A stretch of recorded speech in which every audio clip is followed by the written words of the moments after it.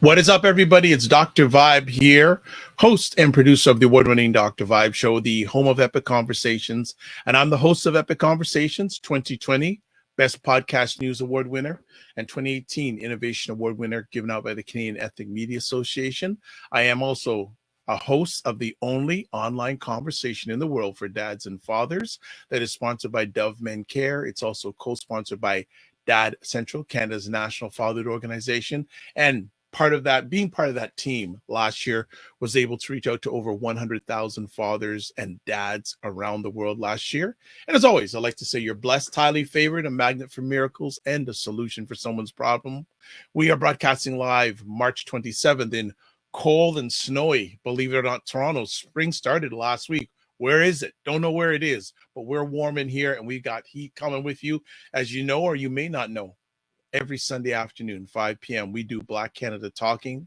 It's a live online event that provides Black Canadians the opportunity to give their takes and POVs on stories that are of importance to them. And also we do roundtables. And today we have another roundtable, and we have a new member of our roundtable that we'll be introducing you into you in just a second. But let's first bring up Sarah Onyango. Sarah, how are you? Hello, Dr. Vibe. I'm wearing my Duke University blue because they are in the Final Four of the NCAA Men's Basketball Championship, and I am thrilled. And I'm coming to you from Anishinaabe Algonquin territory, unceded, unsurrendered, and I'm really looking forward to this discussion. Okay, now we got Sarah. Now we got Cesar. Can't hear them, but I can see them. Unmute yourself. Now we got you. We got you both now. Bonjour, bonjour. Comment ça va? Ça va très bien, merci. How are you? How's everybody? Doing fine. Sarah, how are you doing? Oh, I'm well. I was actually watching Cesar on a for some reason we're not on hearing a Black Sarah. Film Festival panel discussion. Don't know earlier. What's going on Sarah's. Is it me or we hear Dr. Vibe but he doesn't hear us? Yeah, that's what it looks like. Okay, can everyone hear me? Yes. We hear you. But I don't hear Sarah. Oh, I'm not muted. That's okay. I don't know why we're not hearing Sarah. Cesar, okay. Cesar, how are you doing? I think we'll work on getting Sarah on in just a moment. Things going well on your end? Going well, thank you very much. Just like you were saying, apparently it's spring, but this is Canada. It's still winter. Yeah, it's Canada. We expect snow any time of year in Canada. Absolutely, absolutely. Most of our people need to know this. It actually won't snow in July in Canada. I don't remember the year. I don't remember the place. I don't know if it's a lie, but I was told it won't snow in July in Canada. So Alberta. All right, we got Sarah back. Wonderful. It was in Alberta. Oh, there you go. So this country is winter. Okay. Well, you know what? We have someone new for everybody today, family. Gentleman that I've known for a while. Sarah's known for a while. For me, he's a close personal friend, family friend, and business associate. We have Roger Dundas, co-founder and publisher of BuyBlacks.com, Canada's #1 Black online magazine. Mr. Dundas? Yes! So good to have you. Because Sarah did this, I have to do this too, right? Yes! So good to have you. And Roger has said for a long time, says, when you going to get me on this thing? When you going to get me on this thing? So we have got him for the next few roundtables, hopefully longer, but he's a family man. I'm here. Okay. I'm missing Eldo. I don't know what's going on with to balance today. It off, 2 for 2. Yes. Hey, don't worry. Sarah can hold her own just fine. We know that. Yes. So Roger, for those who don't know you, can you just give a little bit of background on yourself with our audience, and we'll get right into the conversation? Well, that's going to take up a whole hour. Oh, man. I'll just do a quick intro of, so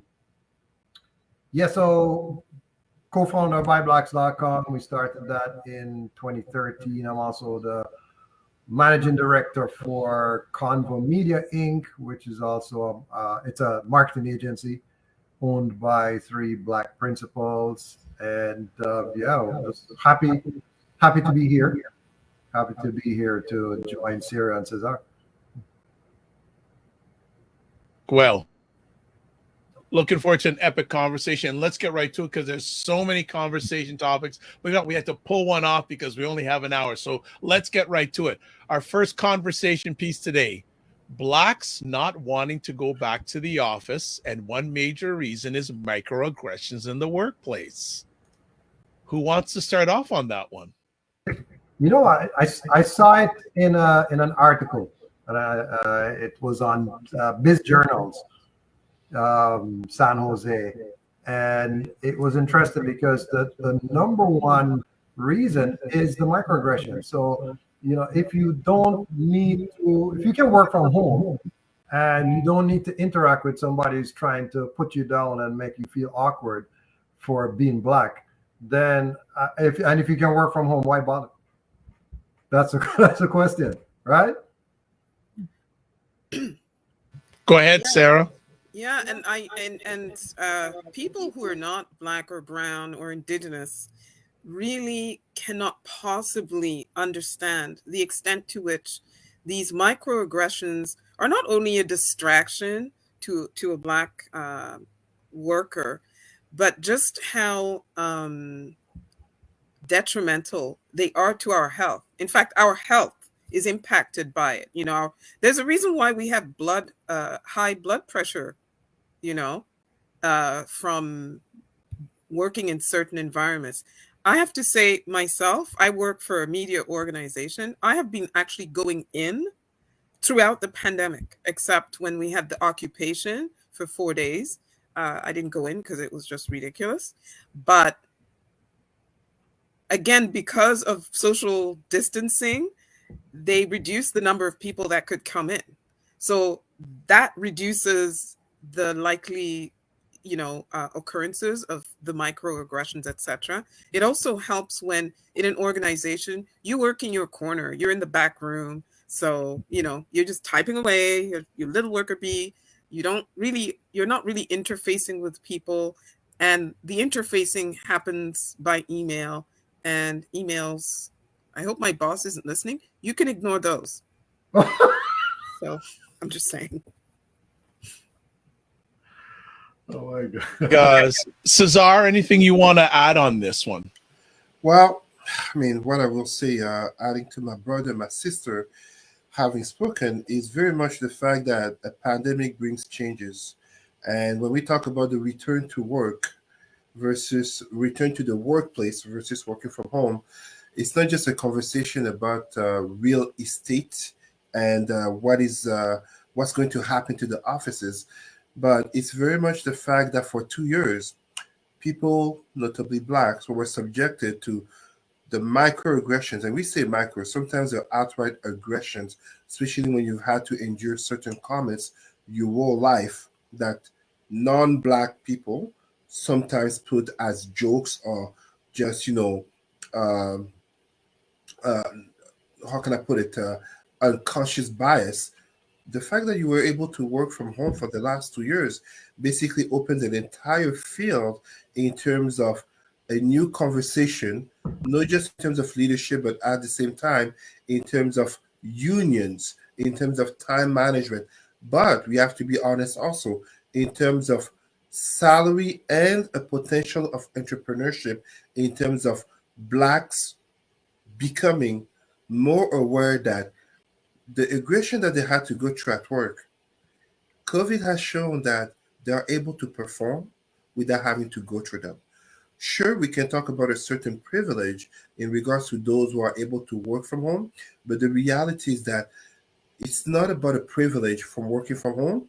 It's why we in the 21st century, with all the training, the education, and all the talks about creating more inclusive environments, creating harassment-free workplaces, and a discrimination-free society. Why are we having aggressions of all types that are leading non-white people, especially Black people, to dreadfully look at returning to the workplace and to endure what for 2 years, despite the pandemic, what they didn't have to go through. This is a conversation that crosses the federal, the provincial, municipal levels, but as well the corporate sector.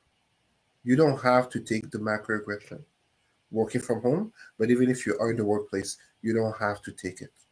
Yeah. You know what? In that article, Dr. Vibe, they talked about the issue of black people code switching. So, you guys are familiar with that. So, Yes. I'm a Jamaican, and you can hear my accent, right? So, you get into the workplace, Jamaican, Nigerian, Ghanaian, Trinidad, wherever you're from, you have an accent. And then one of the first things people would ask you is, "Hey, where are you from?" Or your name. They would highlight that your name as if it's something unique. They're not doing it from a friendly, I want to get to know you perspective. They're doing it from a othering perspective. Like they said, hey, you're not quite up to scratch. You are, substandard. Your name, your accent is not really the preferred thing here. And that's been my experience working. I worked corporate 10 years, and the last job I had was a recruiter of all things. So, and in a Fortune 500 company, publicly traded, big firm. And that microaggression came head to head. So there were people, as a recruiter, we're recruiting, and I would say mostly, to be honest, mostly immigrants. The Canadians, it was easy for them to job switch without any help. Easier, I should say, easier. It was really the immigrants that were looking for help. And when I say immigrant, I'm an immigrant. Basically, everybody's an immigrant that are not indigenous. But you know what I'm saying? A recent immigrant. Let me correct my statement. A recent immigrant. And I remember this scenario where it was a South Asian gentleman, and his name was, I can't remember his name now, and I wouldn't want to say it, but it started with V. His first name started with V, and it was about 10 letters. And his last name started with V, and it was about 9 letters, right? It wasn't really hard to pronounce. But the white person in my office said, you know what? I don't think the client is going to want to, work with somebody, where they can't pronounce the name. So he just took the resume and threw it in the garbage. Literally, he had the paper copy of the resume and he threw it in the garbage. And so, when you talk about those are the type of things that you're facing from a discrimination, and then also from a microaggression of just looking at you and saying, hey, this guy's black, South Asian, indigenous, I'm not going to fit into this environment, so I'm not going to go ahead with that person. So these are the things. Now you can stay out of the office. You jump on some Zoom calls.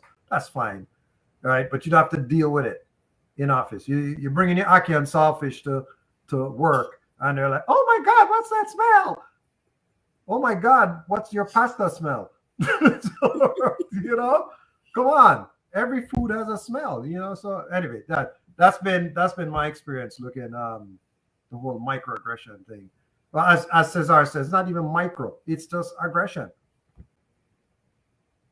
Anyone else want to add?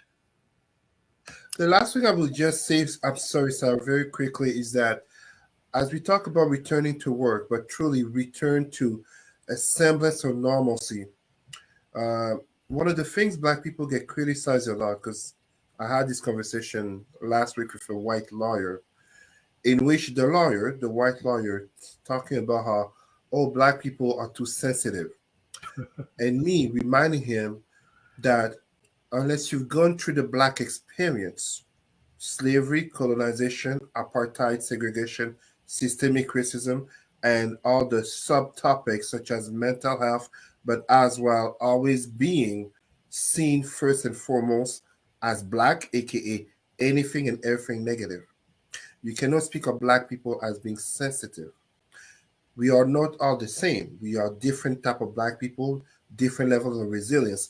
But one thing that I know for sure, whether your last name is Obama, or whether you are the PhD, or whether you're a student, or whether you are the junkie down the street, ultimately you are seen and judged. Men, women, LGBTQ, religious, non-religious, whatever your identity is, you are seen and judged and treated first and foremost as black.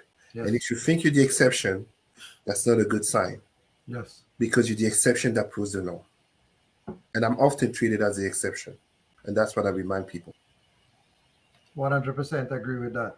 Yeah. 100%. It is Go ahead, our Sarah. unifier, Sarah. All I wanted to say was that I hope that articles like this one that Roger brought up about the reasons that not just Black people, but probably other, people of color may be reluctant to go back into the office in person, etc., that articles like this will prompt a dialogue in the workplace or continue the dialogue in the workplace that started when the George Floyd murder, got at the height of the media attention put on that. I hope the dialogue will continue, as in, oh, we have a labor shortage. My God, the last thing we need is, for an exodus of all of this Black and brown talent from our field, because they can now be consultants and work at home and do their own thing and not be subjected to all the nonsense that we subject them to every day in the workplace. Hopefully, employers are now going to be serious about harassment-free and inclusive workplaces. That's it. Anything to add? Anyone else before we move on to our next conversation topic? Well, if not, I'm going to add in my 2-minute story in regards to microaggressions. This goes a little way back. I was the inside sales manager of a company that was owned by a couple. The owner was very British. I mean, very British. And we were looking to get some new frontline staff. So we went out to agencies and I got the resumes and I looked them over and I said, they look really good. Pass them over to the owner. He said, can we get anyone who has an English last name, please and thank you? Thank you. I could tell that, there were immigrants in the last name. He says, no, I don't want any of these people because I can't pronounce their last name. Yeah. And what I did is I said, hey, if you want to hire what you want, you do the hiring. And I said, and I left. Yeah, that's that. You know what? In that recruiting organization, there's so many circumstances that I got exposed to. I should mention also that there I became one of the first Black Canadian directors for that vertical that I was working in. So I was an anomaly. They treated me as such, and to what Cesar said, you kind of feel like, oh, you're not like them. That's how they would approach me. But I was still not, free of the microaggressions and the comments about my accent and just everything. So, eventually you just can't stay there.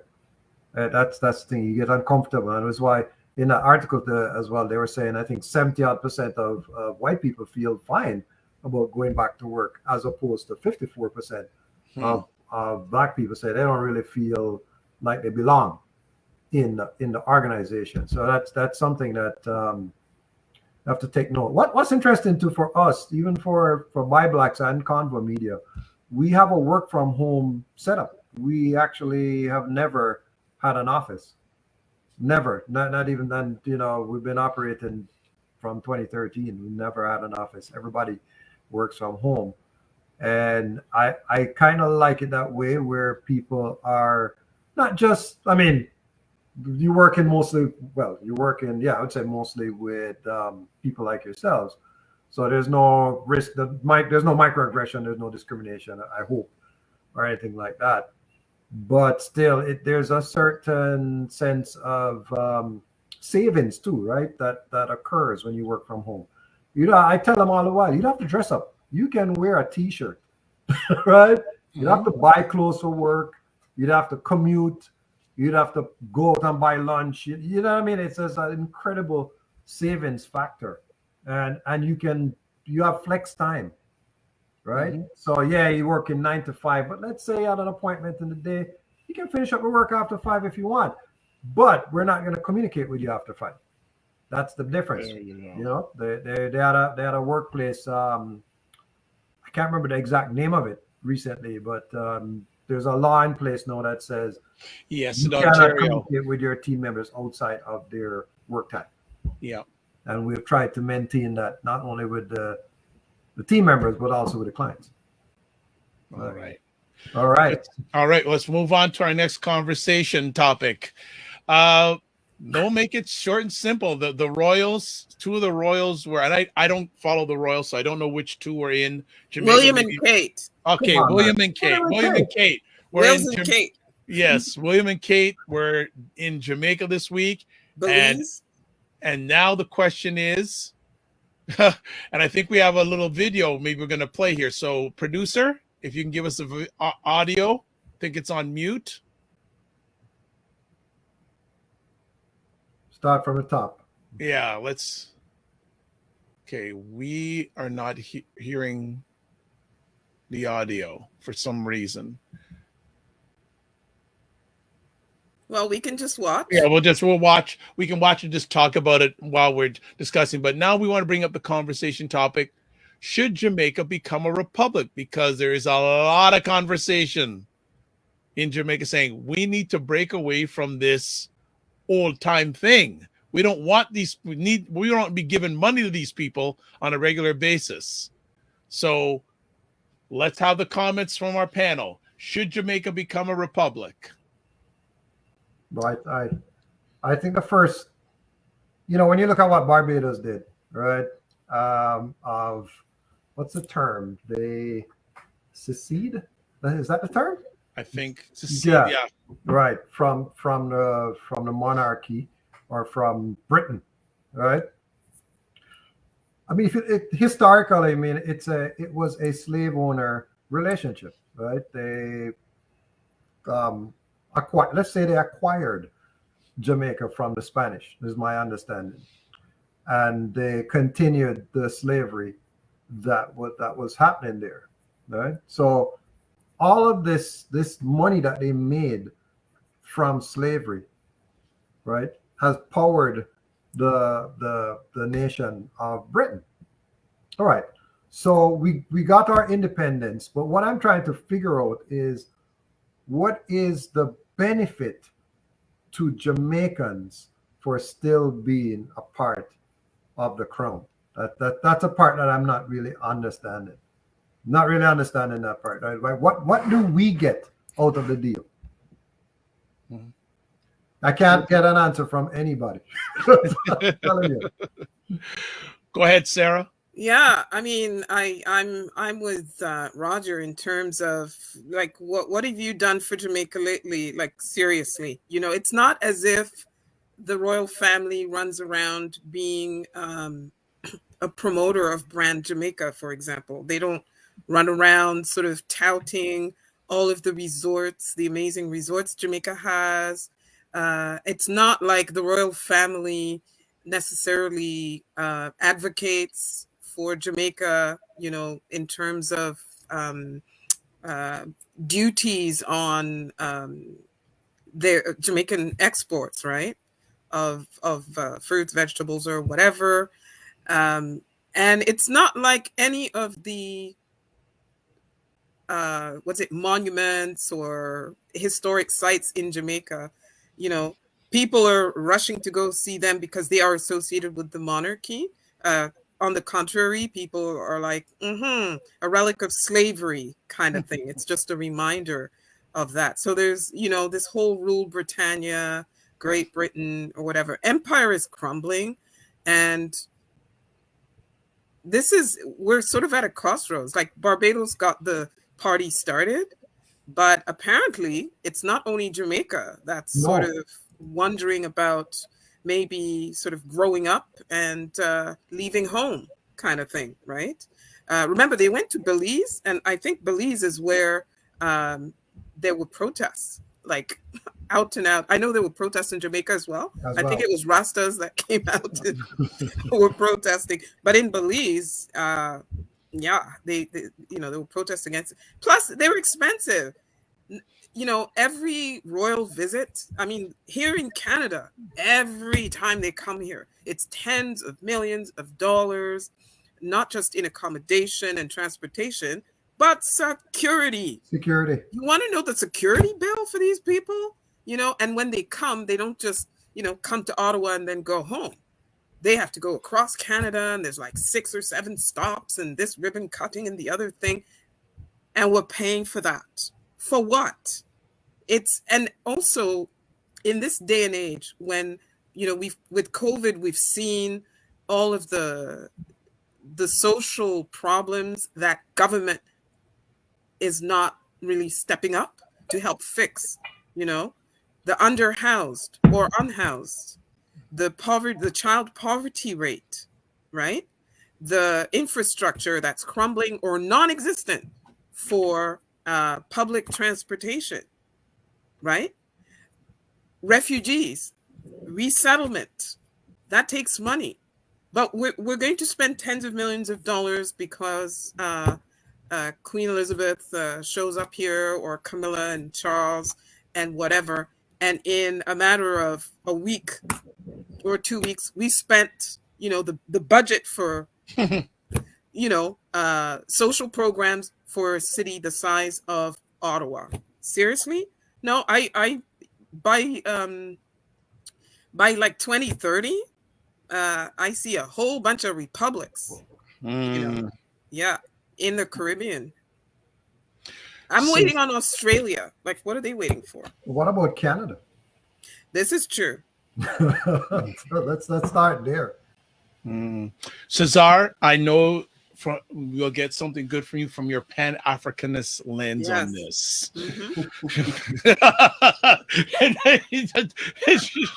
You're smiling, so okay, go ahead, Cesar. I was here practicing my meditation in regards to this topic, looking at one of our ancestors, Pharaoh Amenhotep IV, better known as Akhenaten. I was meditating on how to best bring it, because first and foremost, let me just say this one thing. With all my honesty, intellectual honesty, and care for our Black people, if you live in a country such as Canada or Australia, if you listen to us, and for the need of your employment or your promotion, you need to swear or whatever to the Queen of England, do it. You're not doing it because you believe or you support. You're doing it for your employment. So what I'm saying does not apply to you here. For the vast majority of us, regarding notably Black nations such as Jamaica, you see, when we talk about equity, diversity, and inclusivity, so in the professional sector, or if you want, in the United States, critical race theory, just as when we talk about geopolitics in terms of politics, economics, globalization, but also culture and influence, in that pyramid of power, this British royal family is the epitome of privilege. They're the epitome of privilege. They are literally at the very top of the pyramid, of the iceberg, in terms of so many things that are wrong in this world. Allow me to give you a very concrete example. I always find it so sad when talking about, an example, social determinants of health, but also in the US, it's also known as social capital.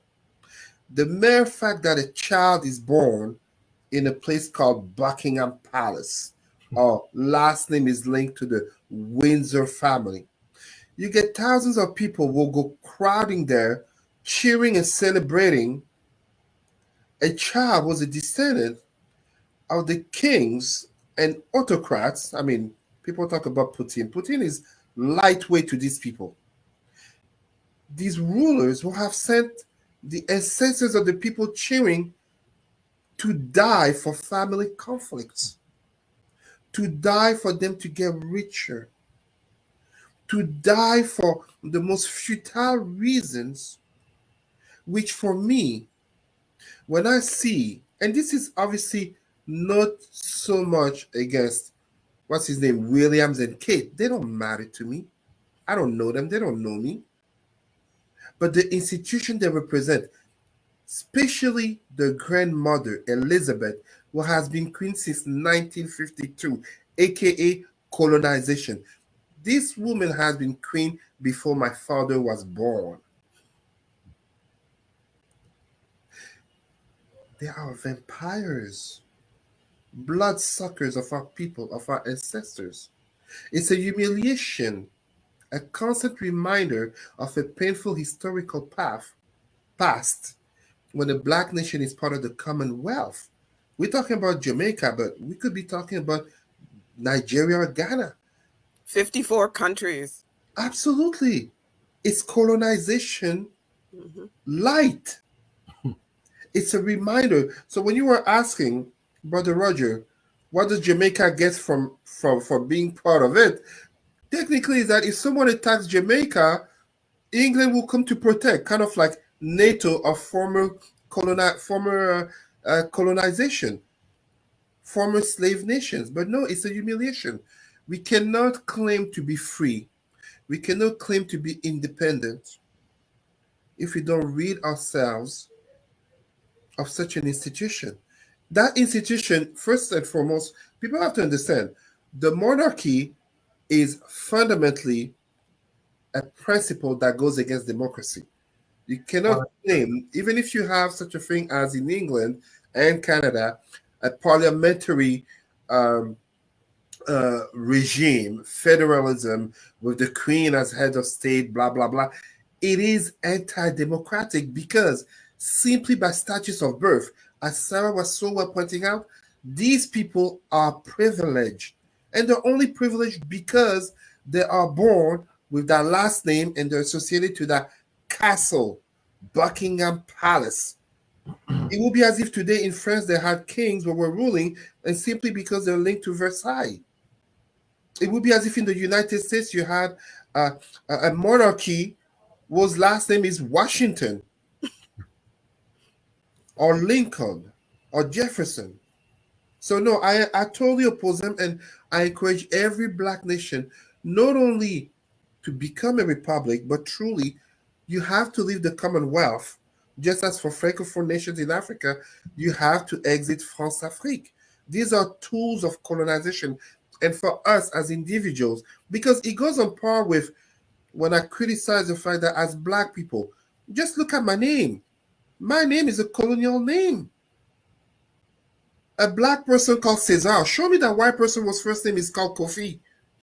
For all that they talk about loving Mandela and what's his name? Mandela, Martin Luther King, and Obama. When have you ever met a white person, a white child named Barack after Obama, or Mandela after Nelson? No, we have to cut these colonization ties, whether they be in terms of Republic and the Commonwealth, whether they be in terms of our name, and whether they be in terms of religion as Christianity and Islam, because those are constant inferiority complexes that we subject our children to. And I see this in the high schools when our Black children, teenagers, I make them realize your first name and very often your last name are legacies of slavery and colonization.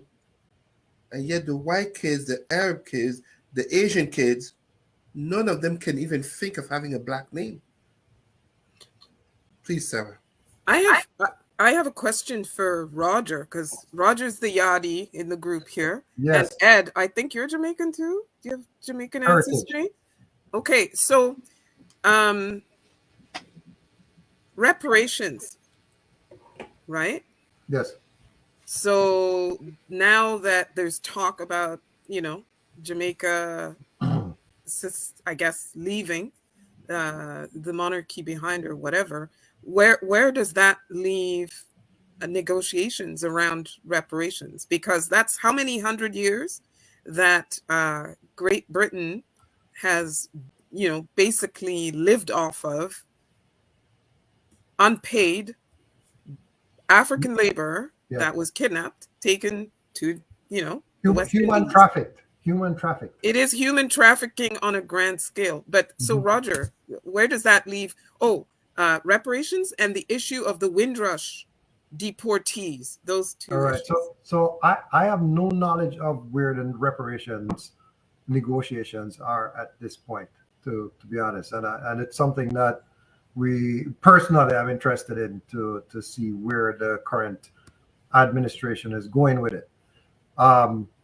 What is interesting on, I mean, what we were talking about earlier is one of the reasons, the stumbling blocks, guys, of why this has not happened and why a lot of countries are not doing it is just the sheer cost of doing it.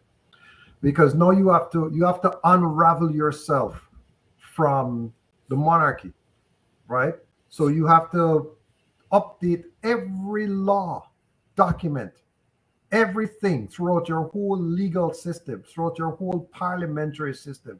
You have to remove signage. It's similar to what, and this is a funny one, to what is being talked about now with changing the Dundas street, right? So when you look at changing the street, you look at changing the signage and the this and the that and the addresses and all that. I think the first quotation was just $6 million just to do that. Oh yeah. So just imagine now that that's 6 million Canadians. So imagine that's just one street. Imagine you're gonna change the entire Jamaican government system, your entire system, not just government, but everything to do with your country, to remove the Queen from it. It's a very expensive ordeal. And really what I was saying to a friend of mine who's a historian, I was saying that really what should happen to the point of your reparations is that the reparations should pay for it. They shouldn't be doing that from out of our own taxpayer pocket, right? Kind of similar to what they did. What they did actually back in 1837 with the Slave Compensation Act is when they abolished slavery, rather than giving the slaves, as Americans would say, 40 acres and a mule, right? They gave them nothing and gave the slave owners money, compensation for the 40,000 odd slaves that they were losing, right? So they paid them. They took a loan. They didn't even have the money. Or better yet, they didn't want to use their own money. So they borrowed that money, compensated the slave owners, including the ones from Jamaica, to give them a leg up in continuing business, right? And the irony of it is that it only finished in 2015. You know what I think, if I'm not mistaken, I think the decade of African people started in 2015, if I'm not mistaken. It did, right? Yeah. That's a hell of a coincidence. That is a hell of a coincidence. So the thing is, again, coming back to Jamaica, I just went there. I was there on vacation for spring break. And there's been a lot of improvements, of course, as you know, with the highway, a new highway system. Amazing. The Chinese built that for them, and they owe the Chinese money. They're paying them money. They're paying them back. Well, what I understand is the toll from the highway goes to the Chinese. Yeah. Right? Okay. To pay them back for building it. It's a fantastic highway, and it has really increased the transportation and business and commerce in Jamaica. So I would not say it wasn't a bad thing. But when we become a republic, we need to focus on some things. We Jamaica, we need to focus on, I'd say 5. There's really 4 things, right? One of the first things is our infrastructure. So the road system, aside from the highway, the roads are bad. If you go into smaller communities, the roads are just bad all over, right? Not like you think our roads are, but our roads are amazing in Canada. Think about that. Our roads are amazing. Just think about that for a second, all right? So the infrastructure, buildings, bridges, etc., all that needs to be fixed.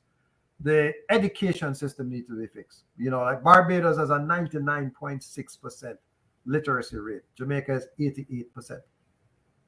So you can see there's a big difference. And you can see it based on communicating and where Jamaicans are at in the country, right? The medical system needs to be improved. When COVID was going on, there was the shortage of hospital beds, ventilators, etc., etc. We couldn't keep up with it. Even though the country, I think it's still the rate is 25% compared to our 25% vaccine compared to Canada's 90%, right? And then of course the other thing, the big thing I think is security. They really need to beef up and improve the security. So education, infrastructure, medical, security, and then they need to shift it so that in Canada, most people are happy to become a government worker because there's so many benefits. In Jamaica, it's not the same. So they need to change that dynamic where the government is seen as like one of the best companies to work for because they're so progressive. And I'm not sure that all of that is going to occur under this current system. So I think the Republic is the first thing. It's what I'm understanding from talking to Jamaicans, it's not really anything more than the mental change, the mental slavery that's going to be removed, of saying that we are in control now totally. Black people, as PJ Patterson said years ago, black man time now. Again, maybe that's what we really need to say. It's our time to run our own country. We can run our own country. We have all the technocrats there.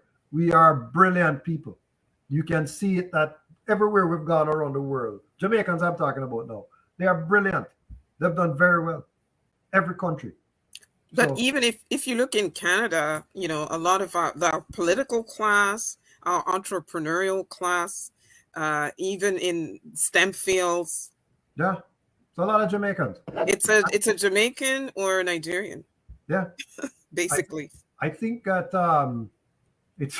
there's a joke that says that they sent the worst slaves well, not the worst slaves, the troublemaker slaves, the ones that were rebelling. They would send them to Jamaica with the pirates. That was the talk, and it's somewhat true. Some of the history, of Port Royal being run by a pirate and all of that, that's fine. But I find that Jamaicans, they tend not to take oppression too well. Most of them. They stand up to oppression. Cesar, jump in. I see that you want to. Well, allow me to just add to what you're saying. Is it not ironic when you say Jamaicans don't stand oppression so well that Jamaica, sure, people think of Usain Bolt and they may think of Bob Marley, but really Jamaica is the land of Marcus Garvey, the greatest Pan-Africanist. 100%. We cannot dishonor his memory for all that. I mean, little shocker to some people. He was quite Anglophile. The notion of speaking the Queen's English or the King's English, speaking good English, but truthfully, the greatest Pan-Africanist is born in Jamaica. We cannot have this knowledge. And whether you're a Pan-Africanist or not, but simply for being Black, live well with knowledge that we keep the great island of Jamaica under the boot of the Commonwealth, aka the British monarchy. The island next door, Haiti, freed itself over 200 years ago. Yeah. And I think white supremacy, I'm not saying white as individual, but really white supremacy as an ideology has done so well to convince people that the Haitian adventure, in terms of what it looks like now, in terms of poverty, violence, etc., but as well the fate of too many African countries, and we can add here diseases and, bad governance, is an ultimate fate of any Black nation, and by extension, community, and by extension, individual, would dare to truly want to be free. And this is very much damaging the psyche of our people. When you look, even in terms of our leaders and those who represent us, when you look at even someone as Obama, the symbolism that I celebrate of him is to have shown that as a Black person, you can reach the very top. Yeah. Whether it is thanks to whites, whether it is whatever we want to call it, whether you be the darkest skin or you be Black mixed with green eyes, you can reach the top. That's symbolism. But concretely, Obama has done nothing for Black people and for Africans concretely. And as such, it shows in the psyche of the fear, the psycho-emotional fear that becomes ingrained in all of us and that is passed on to our children, that to dare to really stand up in speech and in actions as unapologetically Black will lead to a dire fate. We must end that notion. Yeah. We cannot tell our people to be free, to honor Marcus Garvey, and even if we talk about, let's say, our entertainers, Usain Bolt. It's beautiful to see Usain Bolt, but forgive me, our ladies of Jamaica are sprinters. It's beautiful to see them win and to show the flag of Jamaica. I take honor when people see my seashell earrings, my kori, and they ask if it's from Jamaica because they see the colors. I take pride in it. They know Jamaica. But to what extent are they willing to have a conversation about how much do you really claim to like Jamaica if you are okay with Jamaica being under white supremacy, such as this British visit, royal British visit? Mm-hmm. What Black couple, not even Obama and the Michelle, get this type of welcomes when they go to white countries where they have newspapers that refer to them by the N-word, that associate them to monkeys, that masculinize Michelle Obama. Mm-hmm. This is the reality. You know, Roger, I'm looking right behind you. We have another Jamaican, Biggie Smalls, Lieutenant G.I.G. Yo, He was a yardie.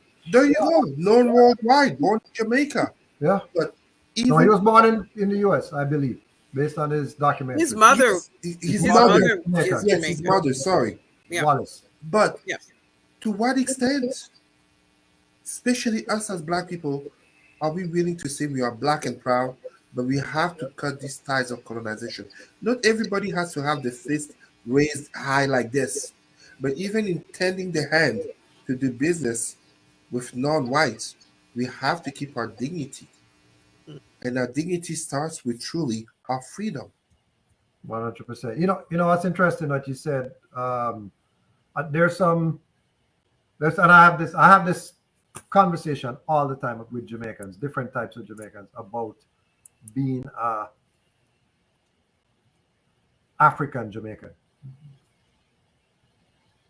Let that sit there for a second.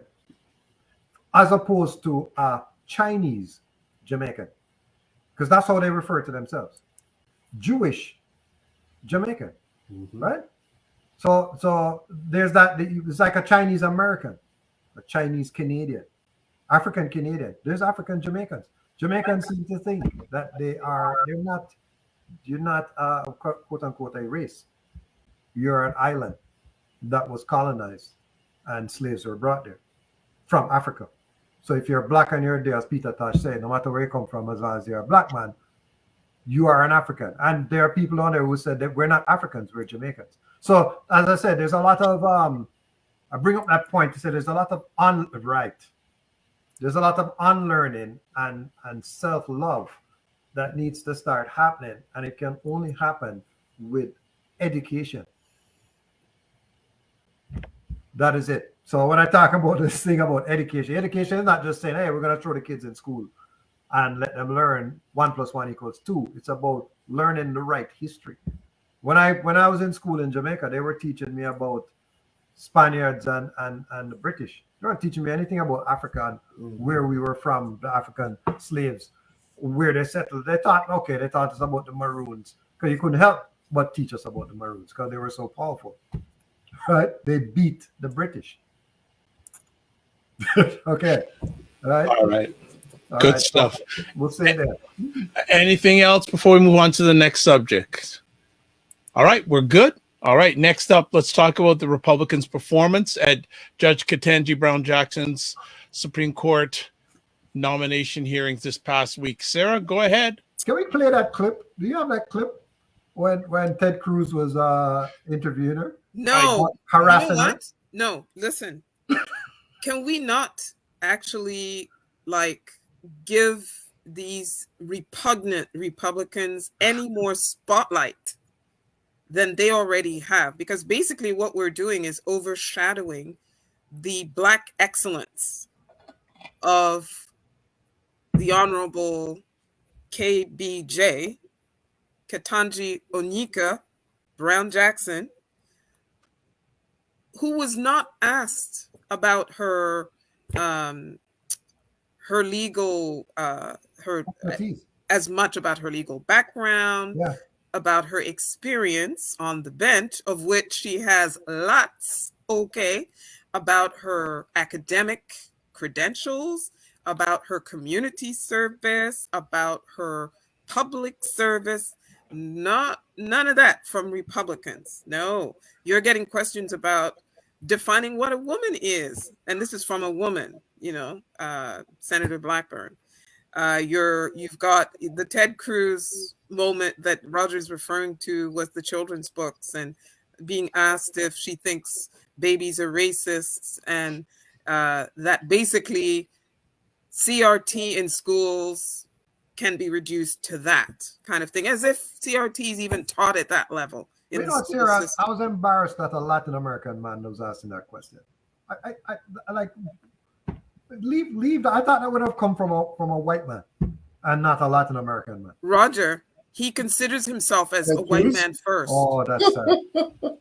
Ted Cruz has no level. No, remember, there's no bottom. There's no bottom. There's no bottom for Cancun Cruz at all. There's no bottom. None. There's zero. And apparently there's no bottom for Lindsey Drama Queen Graham either. What really outraged me, there was so much going on with Lindsey Graham because he was trying to pit one Black woman against another Black woman. You remember, I think it was day two, where he was going on and on about how come Biden didn't choose Michelle Childs from South Carolina, which is his home state. And he was going on, and he was asking Judge Jackson what she thought about what, President Biden's choosing her over Judge Childs and that sort of thing. That is such a typical, white person thing to do when they're not getting their way, where they pit, the two Black people against each other like that. But what I want to remember from the 4 days is Senator Cory Booker and how a Black man stood up. A Black man stood up for a sister. Yes, a Black man stood up for a sister and talked about a whole bunch of Black joy and Black pride, Black history, Black excellence, Black brilliance, Black everything. Mm-hmm. Those Republicans, whatever they said, needs to be a footnote anyway, because none of them gonna vote for her anyway. And all we need is the tiebreaker vote from Vice President Kamala Harris, a Black woman, break the tie, confirm her already. Manchin has confirmed he is voting for her. The other senator, we haven't heard from her, but chances are she's going along too. So, we're Kristen Sinema. Oh God. Cesar, your comments. What I will say is very simple. The Republicans made a mockery of themselves, and I'm not saying this as just to criticize them, but you see, they claim to hold the moral high grounds in terms of reference to Justice Kavanaugh, that Judge Jackson would not be subject to some below the belt type of questioning. That's what they had claimed from the start. And unfortunately, but should I say unfortunately, but very predictably, they were really Republicans. As I'm saying that, we have to be strategic here. We have to think strategically. The year is 2022. You have Senate elections that are coming in November. A lot of these Republicans, if you are to be honest, is it really the Republicans or the Trumplicans? Donald Trump is very much like a virus to the Republican Party. And as such, the very notion of a black woman to be judged on the Supreme Court, Justice Jackson, don't get it wrong. They all love Michael Jackson, but Ketanji Jackson, that doesn't sit well with them. It's a seat of power. It's a prestigious seat. It's a seat for life. And they see her as one of those dangerous radical lefties, aka she doesn't exactly sound, I hope I'm wrong, she doesn't sound like she would be another Clarence Thomas, aka affirmative action led this black person there. The efforts, of course, but greatly affirmative action. And then they switched to show that they're even more conservative than many whites are. Judge Ketanji Jackson, soon to be, next week, Justice Jackson scares them. She scares them because she represents absolutely the enemy, the domestic enemy. You see, for conservatives, such as Republicans, but as well as conservative right in Canada, the number one domestic threat is not called white supremacy. The number one domestic threat is all those dark-skinned faces that are rising, especially if they're also women, because by default of conservative values, things such as abortion, women's rights, on top of voting, on top of minorities' rights, she represents all of that. And how did she show up there with dreads, with an Afrocentric look? So, and this is a little criticism to some of my black brothers who were bashing the fact that she has a white husband. I'm sorry. Let us stop wasting time in foolishness. Yes, her husband is white. Yes, Kamala Harris' husband is white. Yes, Clarence Thomas' wife is white. Yes, yes, yes, yes, yes. But at the same time, if you really talk about symbolism, do not forget it is her efforts that have led her there. And no matter the skin color of the person with which she is with, her efforts are first of all paramount, and the symbolism. So going back to Obama, who has a black wife, so to prove you can be a black couple and reach the very top.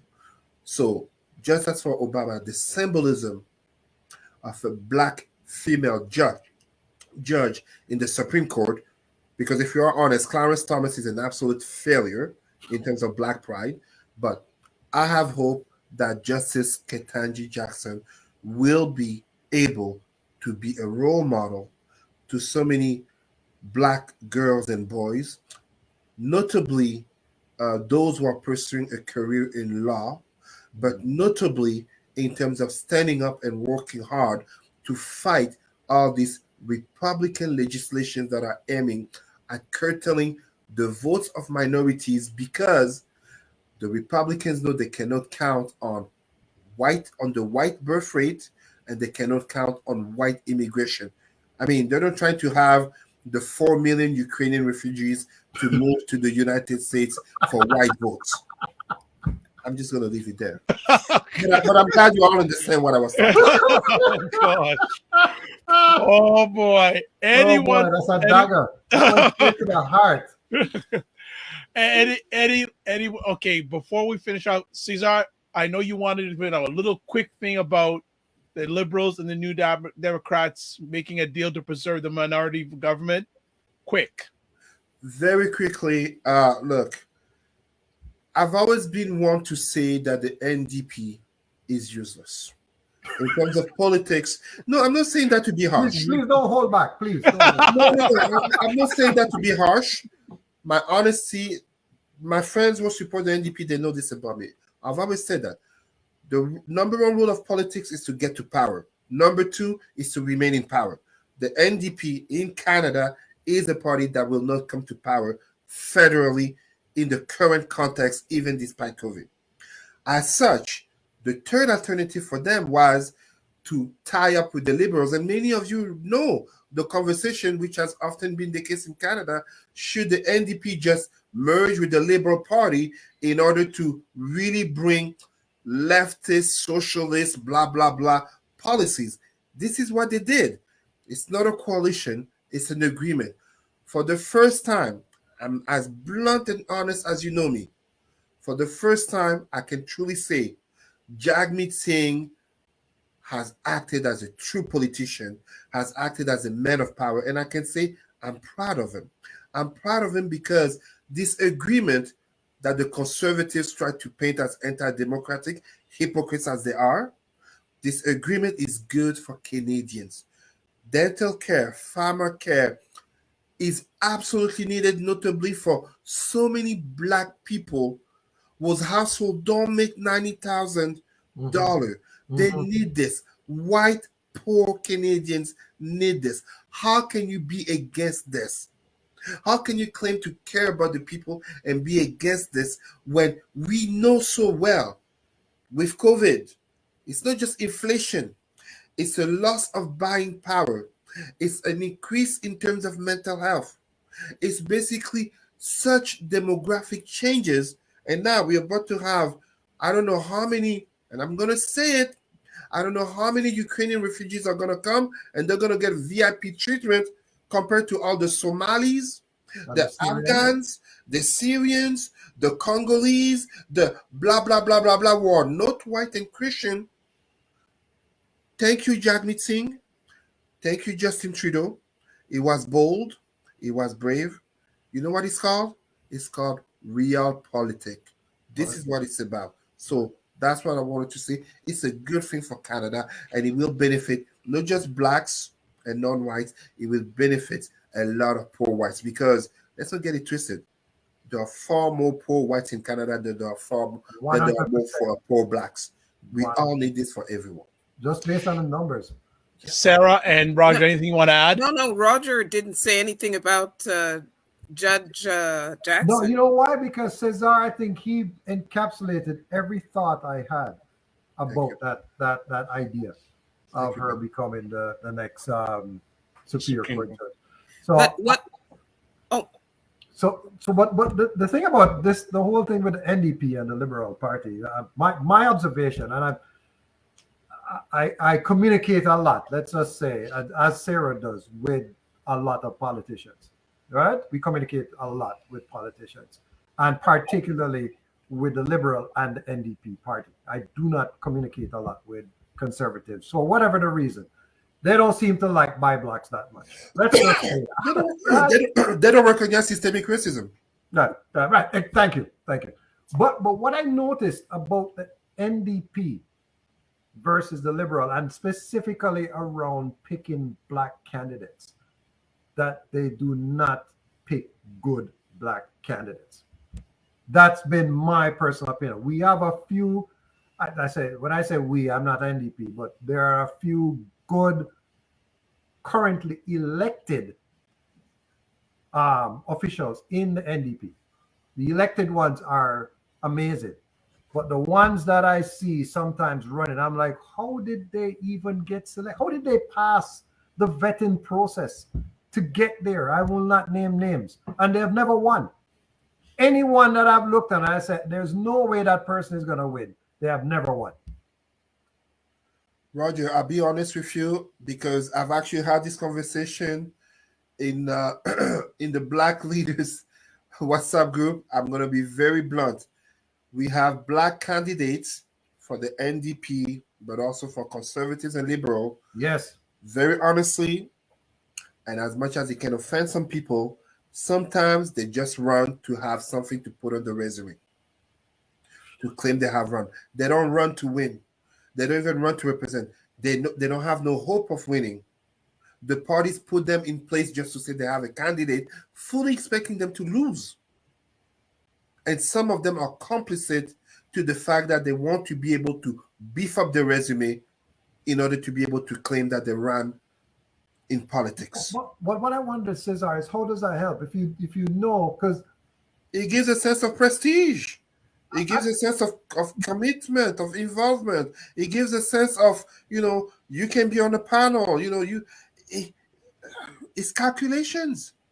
I wouldn't bring them on a panel. The ones I'm referring to, I would never bring them on a panel. Because I don't respect their opinion. So you'll never see them on a buy blocks. I'm just saying, we could lie here and be politically correct, but I would never bring those people on But any panel. Roger, it's not by Blacks panel No, they want to be on. It's I know. CBC and CTV I know. and You go. Leroy and all There these you go. people. Yeah. And then what's concerning too is the what I think we should also talk about is this new candidate for the MPP Conservative Party that's going to be running in what's the area again? What's the riding again?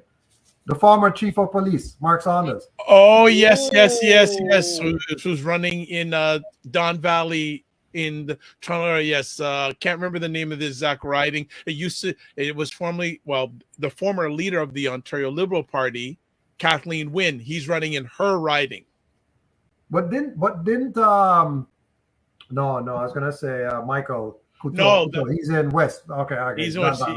Yeah, but yes. So that's interesting because I don't feel like Saunders as nice a guy as I think he is. I don't feel like the police force really supported him. Yeah, I've had even the black officers. Yeah, I've had a number of back channel conversations with people. A lot of people don't like him.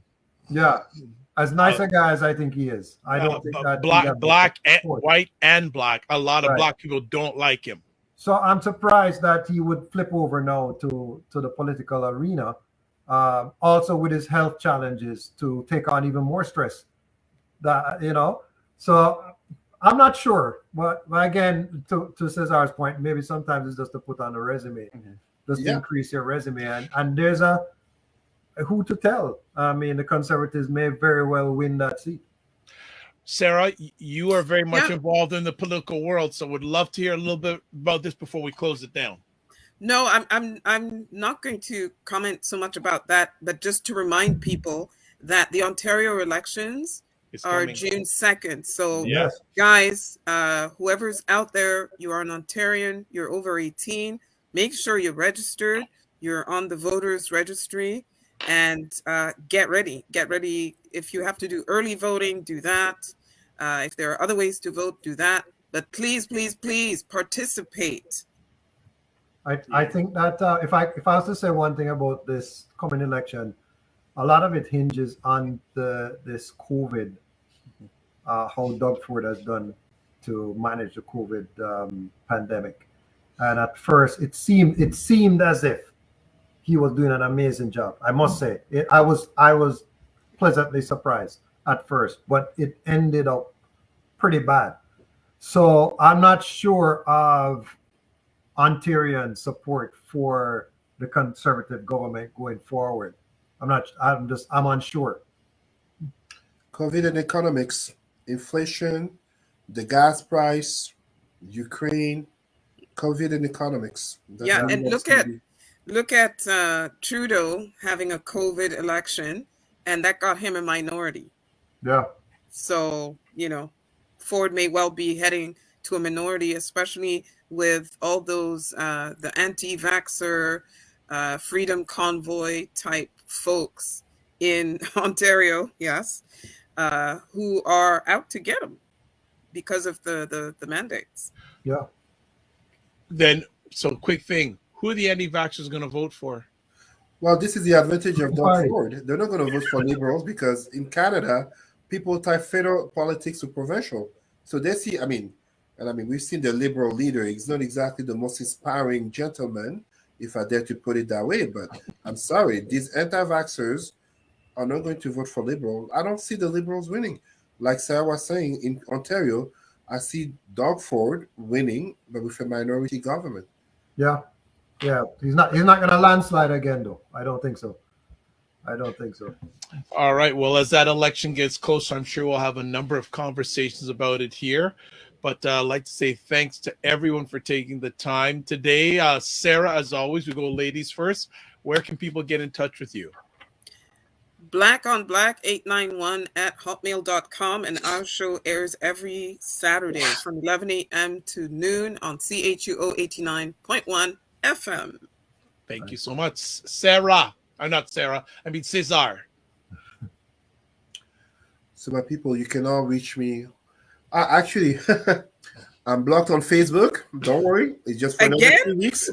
Yes. As I posted about animal rights, of course, I did it my way. Facebook didn't like it, but I got apologies from Facebook because they deleted some of my other posts, and I challenged them. But don't worry, you can reach me on Facebook, Cesar Remy, Rimy, Emery, Emery, and let us continue the great conversations and topics. I am enjoying being blocked this month. The fight continues. And Roger Dundas. Yeah, you know where to find me. I'm on LinkedIn. I actually, Cesar, I came off of Facebook in 2019 and Twitter, and I've never been on Instagram.